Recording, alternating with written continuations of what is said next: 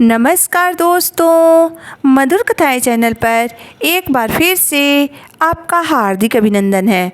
तो आज की मेरी कहानी का शीर्षक है नकली गहने।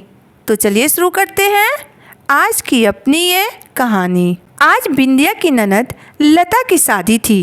फेरे और बाकी के रस्म सब हो चुकी थी।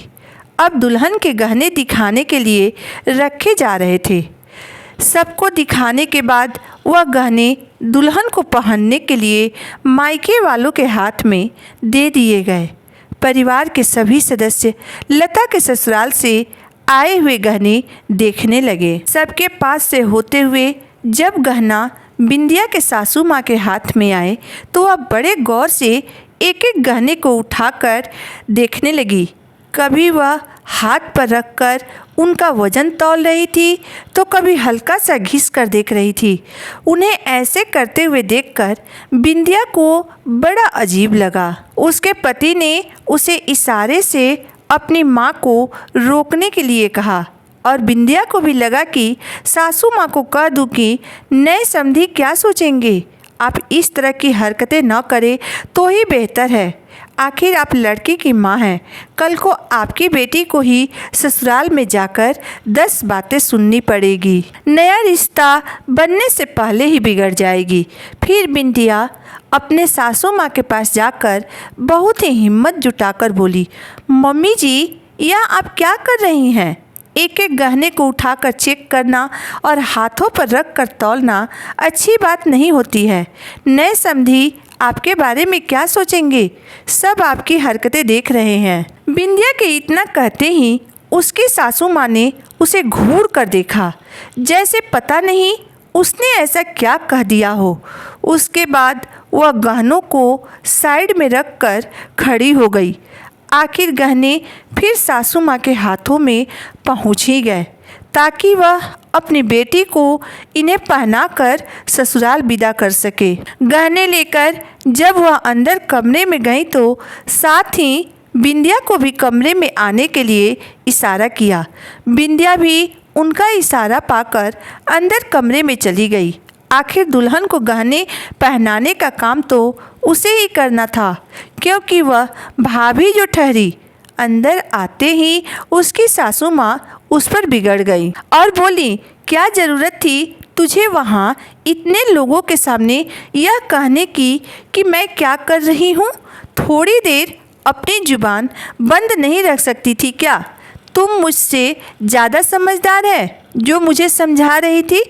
तब बिंदिया बोली, मम्मी जी, मैंने तो धीरे से ही कहा था। और क्या अच्छा लग रहा था आप इस तरह से वहाँ गहने चेक कर रही थी? नए समधी आपको किस तरह से देख रहे थे? रिश्ता शुरू होने से पहले ही बिगड़ने वाला काम हो जाता। इसलिए मैंने अपने मन की बात कह दी आपसे। अरे क्यों न चेक करूं मैं गहने? कहीं उन्होंने नकली गहने चढ़ा दिए हो तो? मैं अपनी सोने जैसी बेटी दे रही हूं उन्हें। ऐसा धोखा तो मैं कभी भी बर्दाश्त नहीं कर पाऊंगी। आखिर बेवकूफ़ नहीं हूं मैं कि कोई मुझे इतनी आसानी से बेवकूफ़ बना दे और मेरी बेटी को नकली गहने चढ़ा दे। खटिया खड़ी कर दूंगी समधियों की अगर उन्होंने भूल से भी ऐसी हरकत की तो। अपनी सासू माँ का जवाब सुनकर बिंदिया हैरान रह गई और उसी वक्त उसके मुंह से निकल गया, मम्मी जी, यानी कि मेरे मम्मी पापा ही सबसे बड़े बेवकूफ़ थे, इसलिए आपने मुझे नकली गहने चढ़ा दिए। काश मेरी माँ ने भी मेरी गहने इस तरह से चेक किया होता तो मेरे पास भी आज नकली गहने के बजाय असली गहने होते। बिंदिया की बात सुनकर उसकी सासू माँ बात को पलटने की कोशिश करने लगी और वह बात पलटते हुए बोली, चलो अब मेरे साथ तर्क मत करो और फटाफट से लता को तैयार करो। उसे विदा करने का वक्त हो गया है। और वह कमरे से बाहर आ गई। बिंदिया के आंखों से आंसू बहने लगे, जिसके कारण उसे लता के गहने धुंधले दिखाई देने लगे। सास की बात उसे बिल्कुल कांटे की तरह चुभ रही थी। एक पल के लिए उसका खून खौल उठा। उसे अब अपनी शादी का वक्त याद आ रहा था, जब उसके ससुराल वालों ने उसे नकली गहने चढ़ाए थे और वह नकली गहने पहनकर अपने ससुराल आ गई थी। लेकिन जब शादी के बाद वह गणगौर पूजन के लिए अपने मायके गई तो उसने अपने सारे गहने पहने। तो उसके पड़ोस की एक आंटी ने उसके गहनों को गौर से देखकर कहा, अरे बिंदिया, यह तो नकली गहने हैं। लेकिन उसके मम्मी पापा यह बात मानने को बिल्कुल तैयार ही नहीं थे कि उसके गहने नकली हैं। यहाँ तक कि बिंदिया खुद भी इस बात को मानने के लिए तैयार नहीं थी। आखिर अपनी इकलौती बहू के साथ कोई ऐसा थोड़ी ना करेगा। फिर भी पड़ोस की आंटी के कहने पर उसके मम्मी पापा ने वह सारे गहने सोनार के पास ले जाकर चेक करवाए और वह यह जानकर हैरान रह गए कि वह गहने सचमुच नकली थे। उस समय उसके मम्मी पापा को बहुत गुस्सा आया था। उसकी मम्मी ने तो कहा भी था कि जाकर एक बार समधियों से बात करिए, पर उसके पापा ने यह कहकर मना कर दिया कि अब तो बेटी की शादी हो चुकी है, अब तो उसे उसी घर में रहना है, फिर एक गहने के कारण क्यों रिश्ता खराब करना।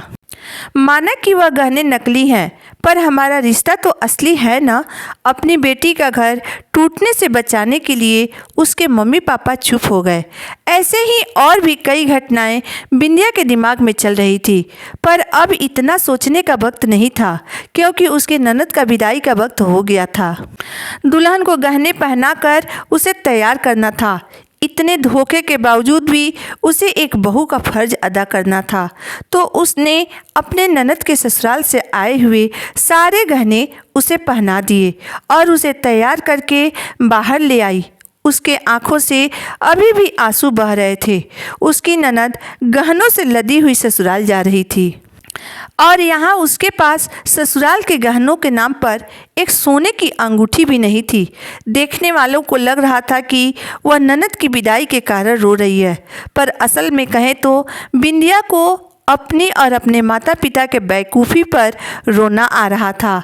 उसे अब समझ में आ रहा था कि उसकी सासू माँ क्यों गहने तौल कर और घिस कर चेक कर रही थी, क्योंकि वह इस तरह की हरकत अपनी बहू और उसके परिवार के साथ कर चुकी थी। आखिर एक धोखेबाज अच्छे से जानता है कि धोखे करने के तरीके क्या हैं, क्योंकि उन्हें अच्छी तरह से पता होता है कि लोग ऐसी हरकत भी कर सकते हैं। सच में कितनी बड़ी बेवकूफ़ थी मैं और मेरे मायके वाले। इसका एहसास उसे आज हो रहा था। आखिर अब वह ननद की शादी में क्या तमाशा करती। ननद विदा हो चुकी थी।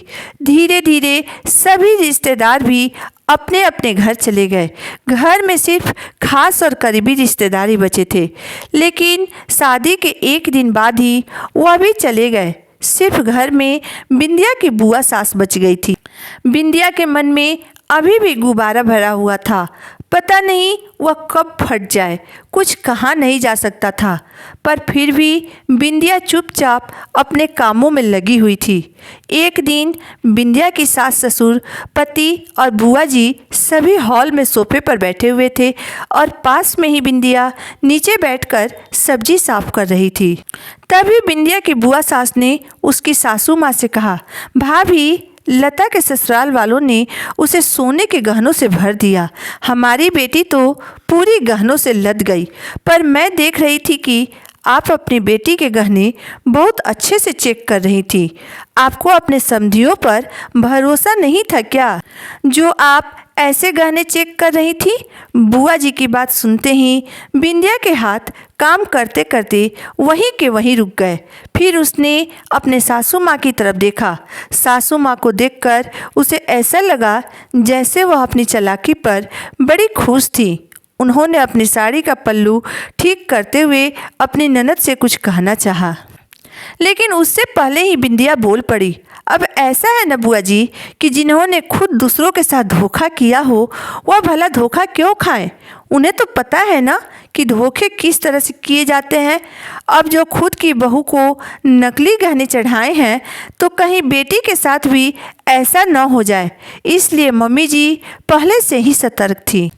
और गहनों को अच्छे से चेक कर रही थी कि कहीं वही धोखा उनके साथ भी न हो जाए जो उन्होंने अपने बहू तथा उनके परिवार वालों के साथ किया है। बिंदिया के इतना कहते ही वहाँ मौजूद सभी लोग हैरान हो गए, क्योंकि उन्होंने बिंदिया के मुँह से कभी ऐसी बातें नहीं सुनी थी। यहाँ तक कि इतना बड़ा धोखा होने के बावजूद भी पिछले 3 सालों से बिंदिया चुप थी। एक शब्द भी नहीं कहा था उसने तथा उसके माता पिता ने। बिंदिया की बात सुनकर बिंदिया का पति गुस्साते हुए बोला, यह क्या कह रही हो तुम? शर्म नहीं आती है तुम्हें दूसरों के सामने अपने घर की इज्जत उछालते हुए? मुझे क्यों शर्म आएगी? मैं कोई गलत बात नहीं कह रही हूँ। और यहाँ दूसरा है कौन जो आपकी इज्जत उछल जाएगी? इज्जत तो तब उछलती जब मैं और मेरे माता पिता सबके सामने चिल्ला चिल्ला कर यह बात कहते। मैं वही कह रही हूँ जो सच है। जब आप लोगों ने गलती की है तो फिर इज्जत उछलने से इतना डरते क्यों हैं? यह डर उस समय कहा था जब आप लोगों ने मुझे भरे मंडप में नकली गहने चढ़ाए थे। बिंदिया की बात सुनकर उसके ससुर जी बोले, अरे बहू, तुम ऐसा कैसे कर सकती हो? हमने तुम्हें असली गहने चढ़ाई थी। मैंने खुद तुम्हारी सास को गहने बनवाने के लिए पूरे पैसे दिए थे। तो फिर पापा जी, आप मम्मी जी से ही पूछिए कि उन्होंने उन पैसों का क्या किया। इन्होंने सिर्फ मुझे और मेरे मायके वालों को ही धोखा दिया है या फिर आपको भी धोखा दिया है? तब बिंदिया का पति थोड़ा गुस्साते हुए बोला, बिंदिया, तुम मेरी मम्मी पर झूठा इल्ज़ाम लगा रही हो। मेरी मम्मी ऐसा कभी नहीं कर सकती है। उसका पति अपनी माँ की गलती को मानने के लिए तैयार ही नहीं था। तब बिंदिया बोली, ठीक है, तो आपके गहने हैं, आप तुरंत इसे सोनार के पास लेकर जाइए और चेक करवा कर लाइए। तब शायद आप अपनी माँ के हरकतों को जान जाएंगे कि इन्होंने क्या किया है। अब की बार सबने बिंदिया के सास की तरफ बड़ी हैरानी से उनके चेहरे पर आई पसीने की बूंदें ने बता दिया कि बिंदिया जो भी कह रही थी सच कह रही थी। उनसे कुछ कहते नहीं बन रहा था। तभी बिंदिया के ससुर जी बोले, लाओ बहू, तुम अपने सारे गहने मुझे दे दो। मैं अभी जाकर सोनार की दुकान से चेक करवा कर लाता हूँ। आखिर इतना बड़ा इल्ज़ाम लगा है हम पर। यह कोई छोटी मोटी बात नहीं है। इतना बड़ा धोखा क्या मिला तुम्हें? यह सब करके पूरे समाज के सामने अपने ही घर की इज्जत को उछाल दिया तुमने। तब उसकी सासू माँ अपनी गर्दन नीचे किए हुए बोली कि मुझे तो लगा था कि बहू तो हमारे घर में ही आ रही है, फिर भला क्यों फालतू पैसे खर्च। तब बिंदिया के ससुर कुटिल मुस्कान मुस्काते हुए बोले, वाह, अपनी बेटी को गहनों में लदी हुई देखना चाहती हो और अपनी बहू को नकली गहने देकर तुम्हें थोड़ा भी पछतावा नहीं है? छी, कितनी गंदी सोच है तुम्हारी। तुम्हारी तरह अगर समधन जी ने भी एक एक गहने को घिस करके और तौल करके देखा होता ना, तुम्हारा तो कुछ नहीं बिगड़ता, परंतु सारे समाज में मेरी इज्जत उछल जाती। मैं कहीं मुंह दिखाने के लायक नहीं रहता। कभी सोचा है तुमने कि जब तुम तीज त्यौहार में गहने पहनती हो तो तुम्हारी बहू को कैसा लगता होगा? तुम्हें तो मैं इसके लिए कभी माफ़ नहीं करूँ, लेकिन हाँ, बहू को उसके गहने जरूर बनवा कर दूंगा। उन्होंने बिंदिया की तरफ देखते हुए कहा, बेटा, अभी अभी मैंने अपनी बेटी की शादी की है। मेरे पास फ़िलहाल इतने पैसे नहीं हैं, लेकिन मैं भविष्य में मैं तुम्हारे सारे गहने बनवा कर दूंगा। यह मेरा वादा है तुमसे। यह कहकर उसके ससुर जी अपने कमरे में चले गए, परंतु उसकी सास ने ना तो इसके लिए माफ़ी मांगी और ना ही उन्हें अपनी गलती का कोई पछतावा हुआ। लेकिन उसके ससुर जी ने अपना वादा निभाया। जैसे जैसे उनके पास पैसे आते गए वैसे वैसे वह बिंदिया को एक एक गहना बनवा कर देते गए। लेकिन उस दिन के बाद से उसकी सासू माँ हमेशा उससे नाराज रही। दोस्तों, आखिर इस दुनिया में अपनी गलती मानने वाले होते ही कितने लोग हैं, पर उस दिन के बाद से बिंदिया पर एक तेज तरारा और बहुत बोलने वाली बहू का मुहर लग गया। दोस्तों, बहू भी किसी की बेटी होती है और आपके घर की लक्ष्मी होती है। इसलिए अपने घर की लक्ष्मी के साथ कभी कुछ गलत करने से पहले 10 बार सोचिए। तो कैसी लगी मेरी आज की कहानी, आप मुझे ज़रूर बताइएगा। अगर आपको मेरी कहानी अंत तक पढ़ने और सुनने के बाद पसंद आई हो तो मेरे वीडियो को लाइक कर दीजिएगा, चैनल को सब्सक्राइब कर दीजिएगा।